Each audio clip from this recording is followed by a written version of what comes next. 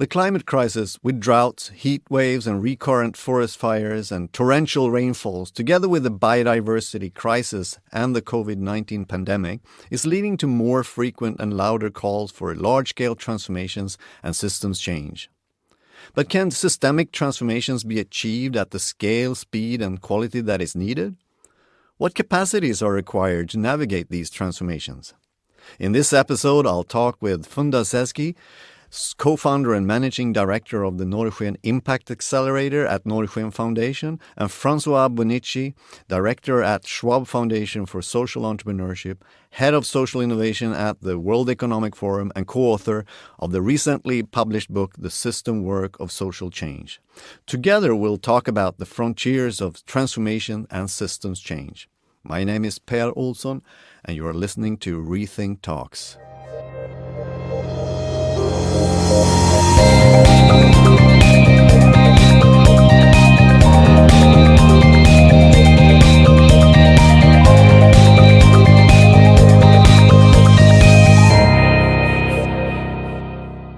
Now, more than ever before, we need to understand how different groups are thinking about and taking action around transformation. Today, we will dive deep into the world of entrepreneurship and how entrepreneurs and the networks around them are responding to social and ecological challenges. Funda and Francois, thank you for joining us. Thank you. Thank you, Per. And I want to start with a question to you, Funda. What fascinates you about systems change and transformations? So, we have a shared future, and that is a very complex place. So are the challenges that we're about to face. So, back in the day, we used to fight things that were directly affecting us, like the nature, for instance. And the problems were local, the solutions were local. But today, what we are facing is challenges that are global. So they are both in large scale and they are also made by the humans, the human behavior. Like you named some of those: climate change, mental health, misinformation. These issues do not care about the borders any longer. So when we think about like the world that we're experiencing today, economic and tech growth, they have been helping with the human progress massively, but they're also causing these challenges in terms of environmental degradation, social issues. So we cannot really truly resolve anything unless we change our mindset about how we tackle these issues. How do we see the impact that we create in a bigger perspective? How do we go from egocentric to ecocentric? We need to start thinking about these kinds of things. And when I say we, I mean the entrepreneurs, the investors, the scientists, the banker, the teacher, both the dreamers and the doers. Everyone needs to get engaged. Francois, do you have anything to add to that from your perspective? I think the interesting piece is that we're all arriving at the same conclusion. You know, no matter where we may have started. And I think that's what Funda is pointing towards. There is this, real convergence around the fact that whatever piece of the world we might be working on, we're getting to this point of recognizing we are in this together, and actually these pieces are not disconnected.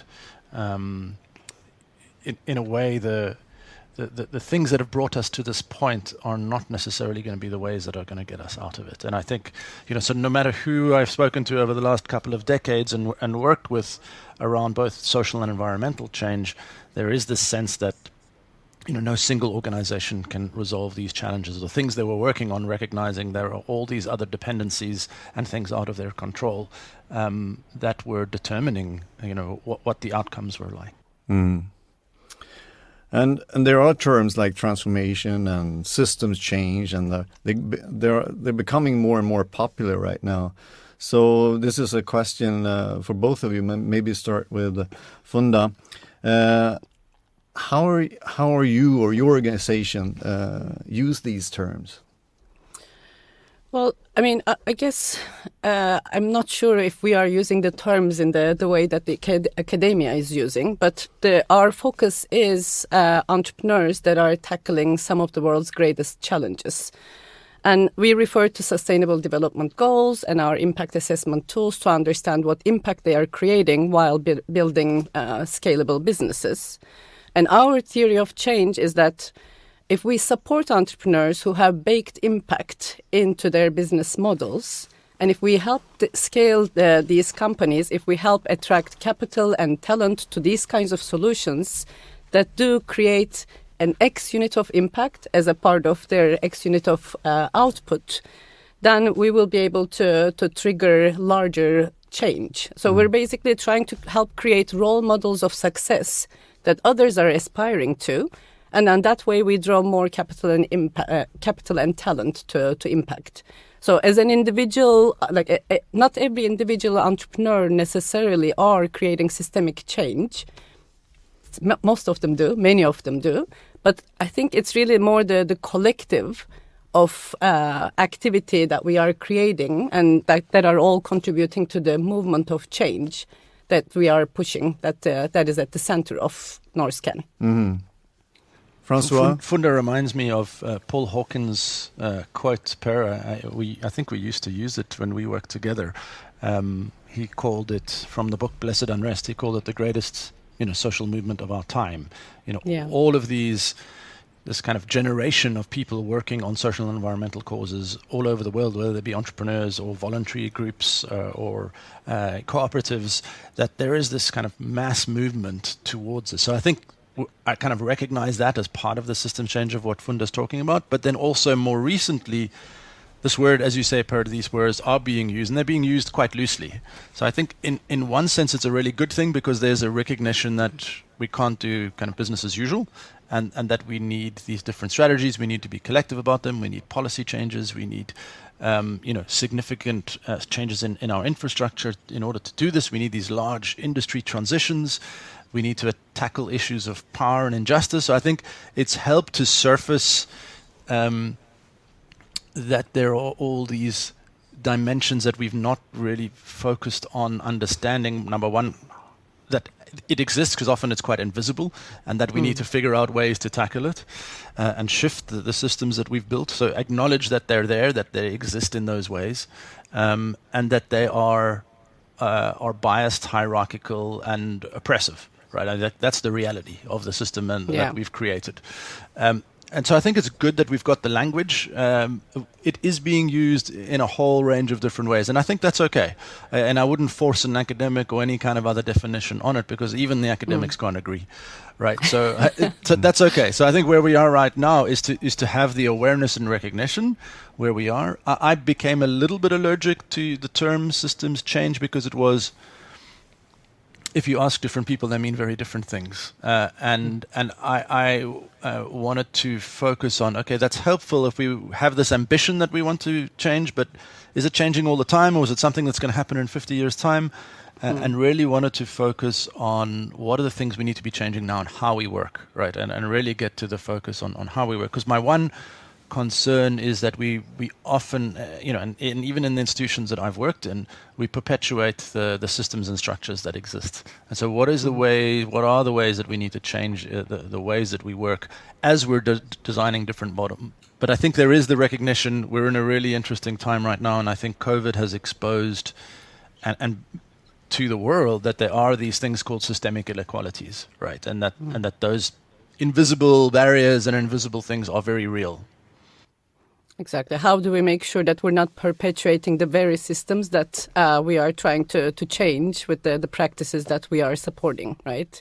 And I think it is really important that the discourse and practice needs to come together. And instead of being stuck with definitions, I agree that we need to understand the underlying conditions that we are all able to affect from our own angles, right? I mean, if we think about an individual entrepreneur, how do we steer their work towards more than taking account of both the unintended consequences, the risks that they're creating, while growing the impact, positive impact that they are striving to create, for instance. So that could be the single entrepreneur's perspective. And then how do we connect these entrepreneurs with other system actors? And that's what we try to do a lot.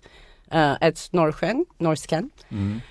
So, it is in Stockholm, we have an entrepreneurial hub where we're hosting 425 members, and not all of these people are entrepreneurs. So we create an ecosystem of different actors. We have entrepreneurs, investors, corporate representatives, people from the government, civic organizations. So different types of organizations come together, and it is really at least a starting point for having these discussions. So how do we collaborate and then really tap into the different aspects of the challenges that we're trying to solve?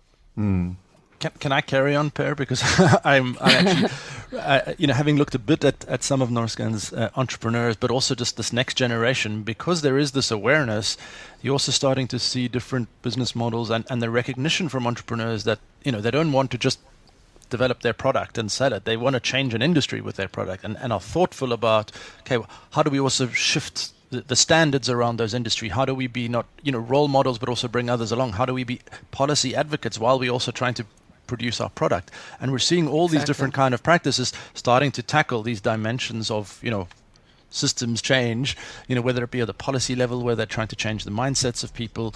So I think that's really interesting in this new generation of entrepreneurs that is emerging, that are, have this recognition and recognize that it's, and even for them to succeed, they will need to change the system. So I think it's an interesting time, and looking forward to continuing to learn more with Funda. Yeah. And I think that it broadens the concept, I think, of what an entrepreneur is or can do, because they can introduce new innovations and practices, but then you also have others that work on changing the rules and regulations. Exactly. And then you have others that are focusing on value systems and these deeper structures in our society. So you have it's nice to hear you talk about all these levels, because that's what we say, like, transformations involve changes at all these levels. Yeah. So if I can go back to some of the things you talked about, like about power and who is involved in this, and so the question is, who is driving the agenda in innovation, systems change, and transformations today, and does that need to be challenged?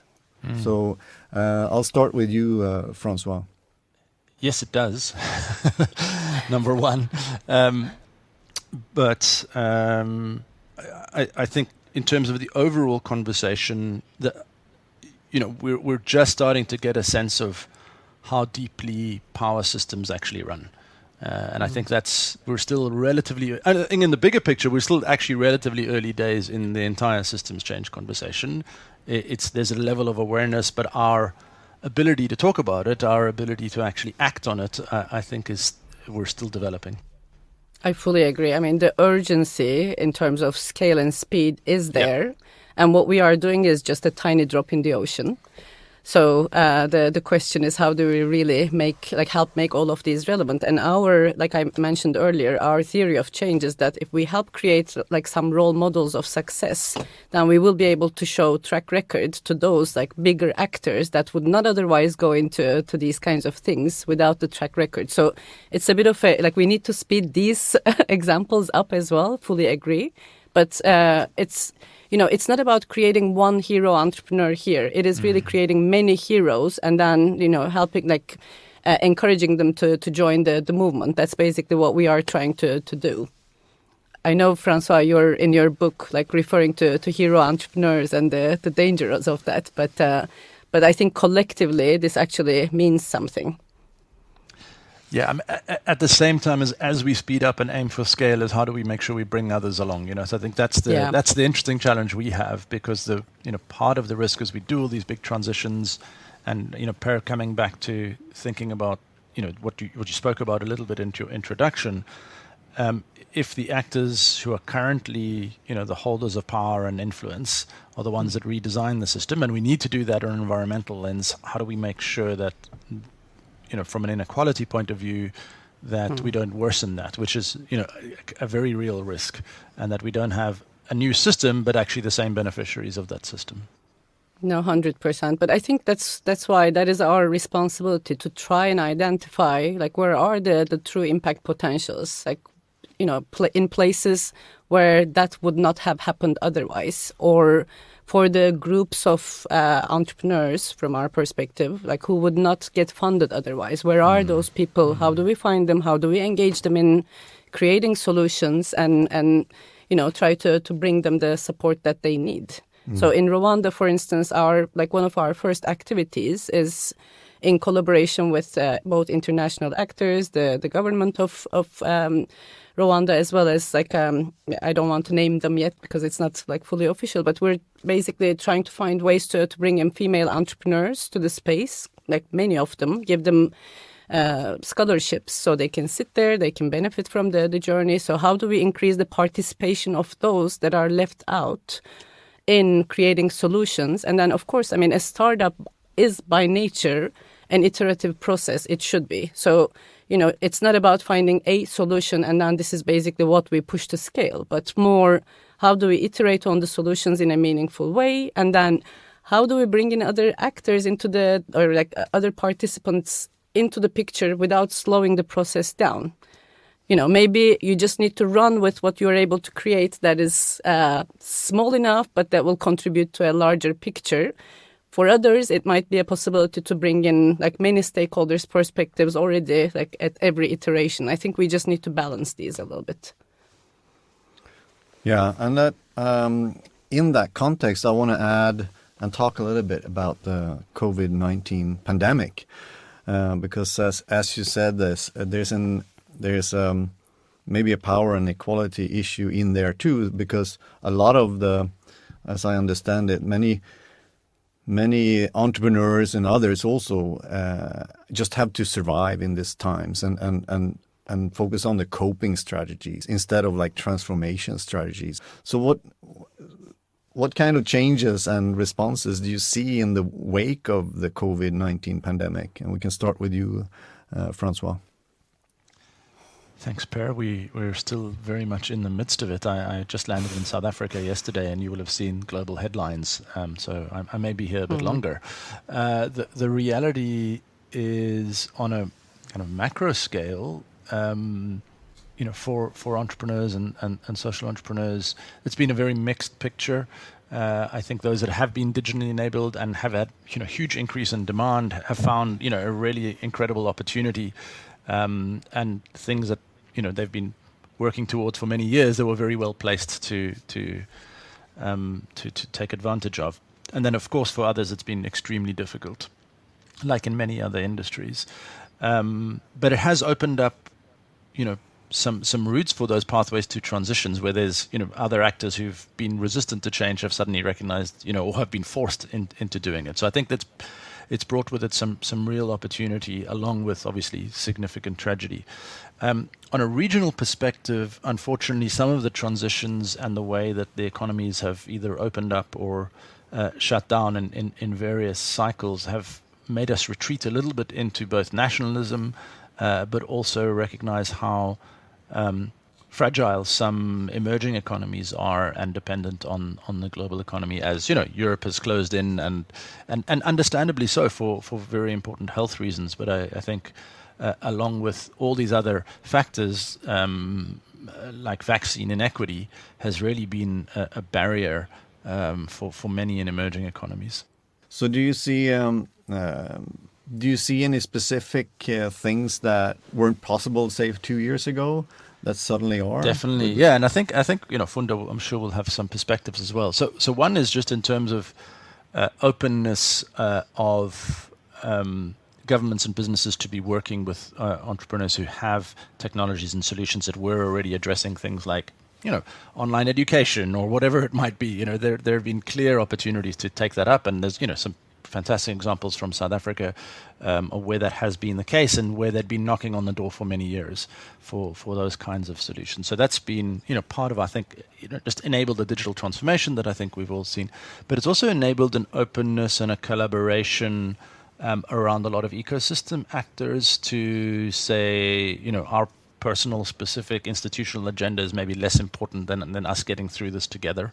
So I think that the scope for syndicated funds, for sharing of data, for a lot of things that help the ecosystem that were barriers before, and us actually working together a little bit more, I think has been really important. And then I think, because of both the pandemic and what's happened with the Black Lives Matter movement in the US, but also around the world, a greater kind of realization around systemic inequalities, and that we need to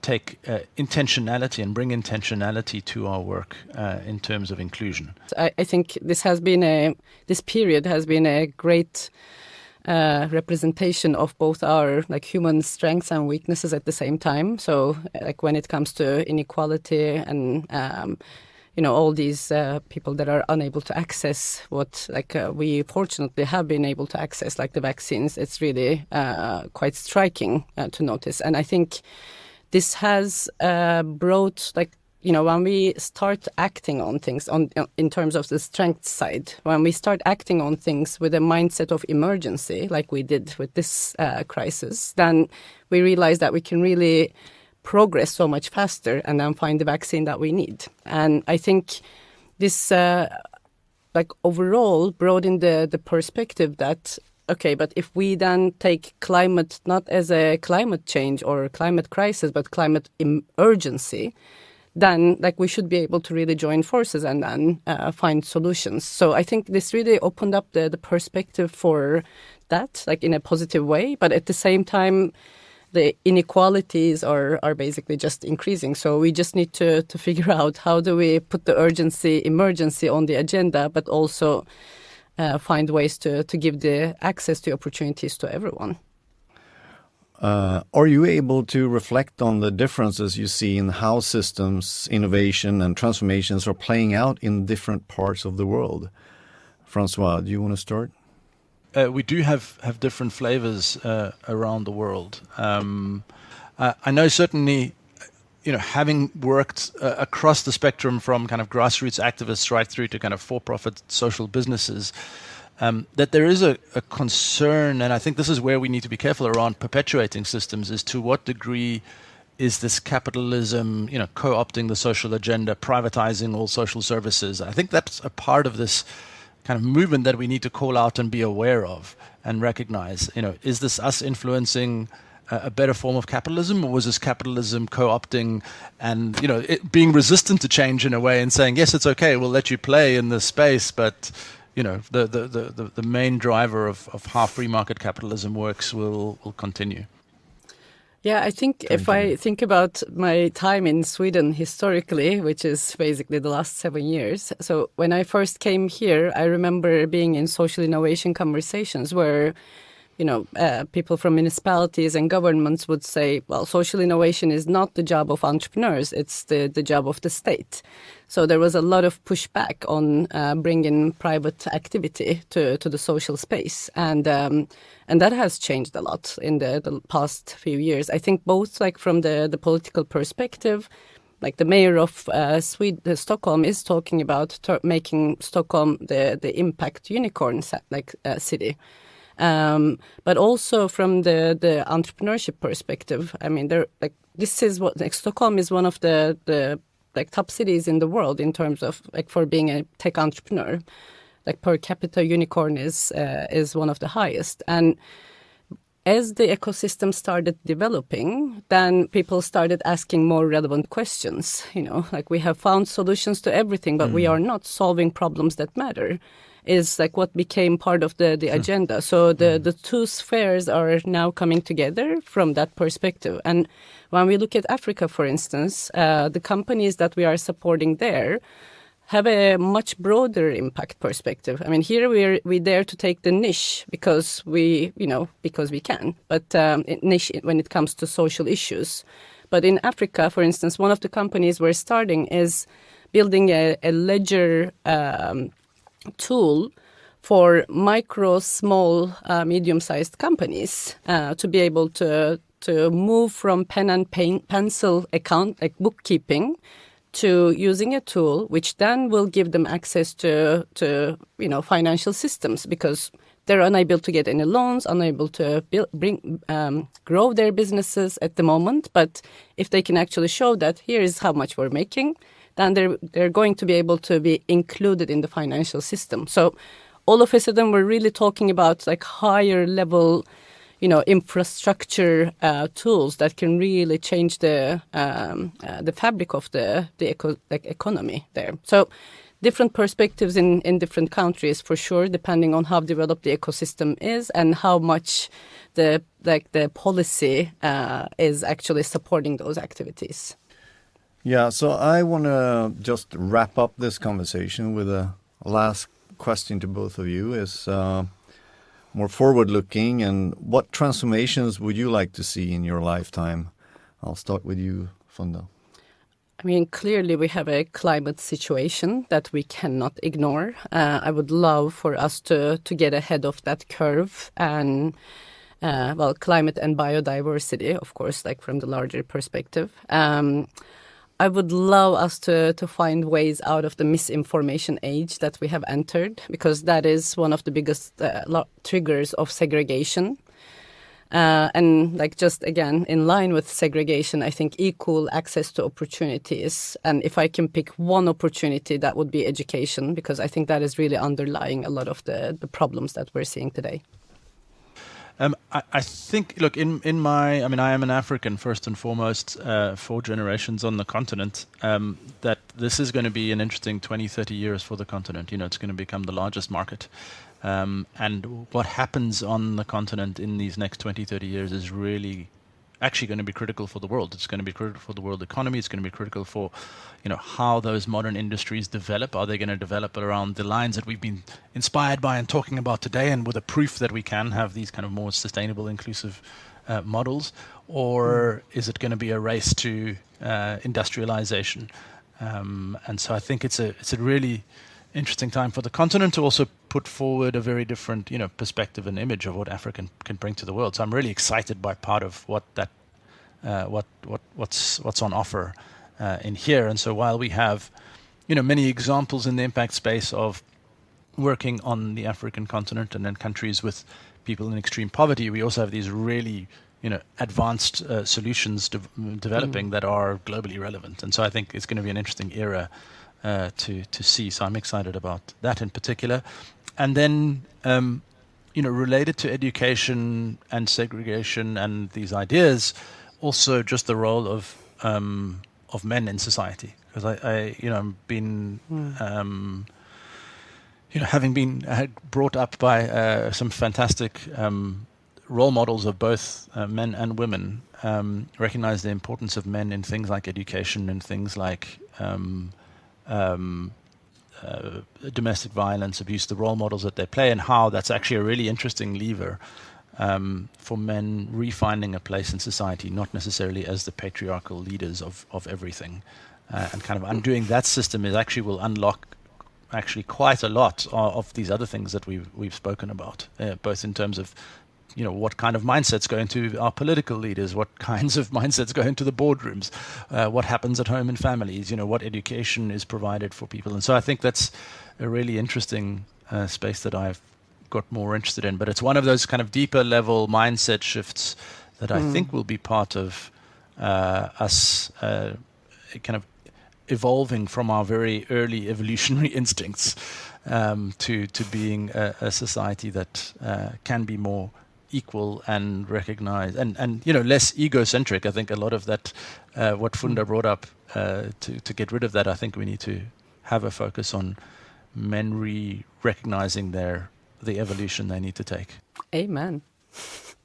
Funda and Francois, thank you so much for joining us today. Thank you for having me. It's been a pure pleasure.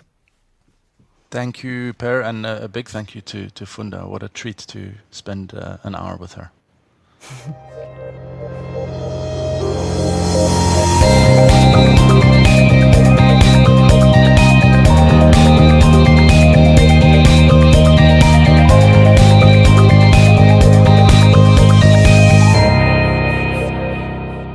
You listen to Rethink Talks, a podcast produced by the Stockholm Resilience Centre at Stockholm University.